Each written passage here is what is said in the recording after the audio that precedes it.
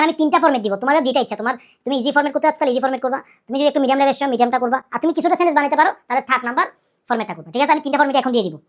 আসসালামু আলাইকুম প্রিয় এইচএসসি এবং আরএম শিক্ষার্থীরা, এখন যে টপিকটা নিয়ে আলোচনা করব ভাইয়া, এটা তোমার জন্য মেইন লাইফ সেভিং একটা টপিক ভাইয়া। ভাই একটু শেষ পর্যন্ত দেখিও, তোমার কাজে আসবে। একটা কথা বলি শোনো, ইংলিশের মধ্যে প্রতি বছর হাজার হাজার স্টুডেন্ট ফেল যায় ভাইয়া, কিন্তু ভাইয়া বিশ্বাস করো এইচএসসিতে ইংলিশেতে পাস করা সবচেয়ে ইজি, সবচেয়ে ইজি। তুমি আজকে দেখো সম্পূর্ণ ভিডিওটা, ইনশাল্লাহ কাজে আসবে। বিশেষ করে যারা রিটেন পার্ট নিয়ে খুব বেশি প্রেশারে আছো তাদের জন্য ভাইয়া কিভাবে সব ধরনের প্যারাগ্রাফ লিখবা, বিশেষ করে কজ অ্যান্ড ইফেক্টের।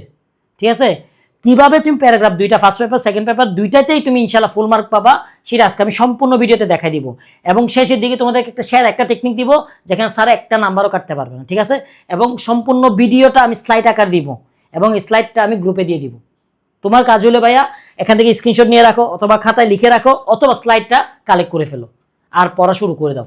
আমি বললাম তো তুমি আজকে সম্পূর্ণ ভিডিওটা দেখো, উপকৃত হবা এবং তোমার একটা নাম্বার ভাইয়া কাটতে পারবে না। ঠিক আছে ভাইয়া, এইসব যে প্যারাগ্রাফগুলো দেওয়া আছে এই সবগুলো প্যারাগ্রাফ ভাইয়া একটা ফরম্যাট দিয়ে লিখতে পারো, একটা ফরম্যাট দিয়ে, এবং ফরম্যাটটা তুমি অন্যগুলো ফরম্যাটের সাথে তুলনা করবে না। আমি বারবার বলি এখানে আমি 3টা ফরম্যাট দিব, তোমাদের যেটা ইচ্ছা।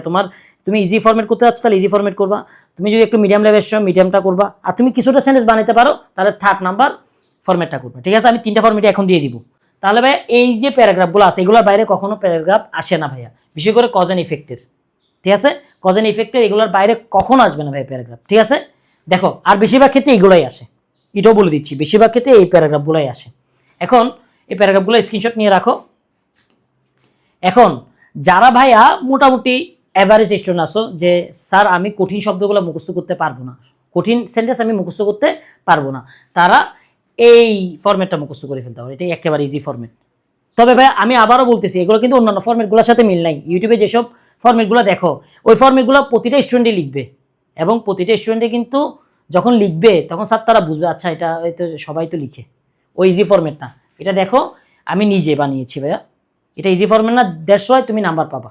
ঠিক আছে, এখন যারা বলতে না স্যার আমি চাচ্ছি একটু ইউনিক ফরম্যাট লেখার জন্য যাতে আমি ফুল মার্কটা পাই, তাহলে ভাইয়া এই ফরম্যাটটা লিখবা, এই ফরম্যাটটা লিখবা। দেখো এখানে কনফ্রন্ট, নিউমেরিয়াস এই ওয়ার্ডগুলো ব্যবহার করছি, যার ফলে ভাইয়া তোমার নাম্বার কাটবে না। স্যার তারা মনে করবে এটা তুমি নিজ থেকে বানিয়েছো, অর্থাৎ শব্দগুলো কিছুটা কঠিন, তবে মোটামুটি আলহামদুলিল্লাহ ভালো মার্ক পাবা। আর যারা সেন্টেন্স মোটামুটি বানায় লিখতে পারো মোটামুটি, হ্যাঁ তাদের জন্য ভাইয়া একটা শেয়ার একটা ফরম্যাট, সেটা হইলো ভাইয়া এটাতে একেবারে 100% মার্ক দিবে। তুমি কি করবা, পুরাটাই ফরম্যাট, শুধু এখানে টপিকের নামটা লিখিয়ে দিবা। ঠিক আছে ভাইয়া, টপিকের নামটা লিখিয়ে দিবা, তারপর একটা কারণ লিখে দিবা কেন হয়, ধর 2টা কারণ লিখে দিলা। ঠিক আছে, এবং এটার কারণে কি কি ইফেক্ট হয় কয়েকটা কারণ লিখে দিলা। ঠিক আছে, এই শেষ, একটা সলিউশনে একটা সমাধান দিয়ে দিলা। যেমন ধরো গাছ কাটার জন্য আমাদের কি করতে হবে, গাছ কাটা রোধ করার জন্য সরকারের কাছে একটু ভালো একটা স্টেপ নিতে হবে, এরকম কয়েকটা লিখে দিবা, ব্যাস। তাহলে এটা কিন্তু তুমি ফুল মার্ক পাবে। এখানে কিন্তু তোমার নাম্বার কাটার কোনো ওয়ে নেই, এখানে কিন্তু আমি 5টা ভাগে ভাগ করে দিছি। ঠিক আছে, দেখো ইন্ট্রোডাকশন, কজ, ইফেক্ট, তারপরে সলিউশন, তারপর কনক্লুশন। এটা যদি চাইলে তোমরা লিখতে পারো যারা মোটামুটি সেন্টেন্স বানাতে পারো, আর যারা সেন্টেন্স বানাতে পারো না কিন্তু ফুল মার্ক চাও তারাই মিডিয়াম লেভেলটা লিখবা। ঠিক আছে, স্ক্রিনশট নিয়ে রাখো। তারপর যারা চাচ্ছ ভাই আমি এত গ্যাঞ্জামে যাব না, আপনি বলেন একটা টপিক আমি এটা মুখস্থ করব, এটা আমি লিখে দিব, তাহলে ভাই এটা।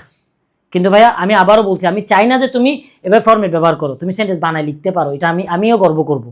সেটার জন্য আমাদের একটা 150 টাকার একটা কোর্স আছে যেখানে আমরা এই শর্টকাটগুলো দিয়ে দিছি। ঠিক আছে, পিডিএফও দিয়ে দিছি, পিডিএফ আকারে, এবং এগুলোর জন্য আমি আলাদা একেবারে ট্রান্সলেট করে করে পড়িয়েছি, প্লাস কিভাবে সেন্টেন্স মেক করতে হয় সেই জিনিসটা আমরা ওইখানে শেখাচ্ছি। যদিও কোর্সটা ছিল 500 টাকা, তোমরা চাইলে ভর্তিও নিতে পারো 150 টাকা দিয়ে। ঠিক আছে,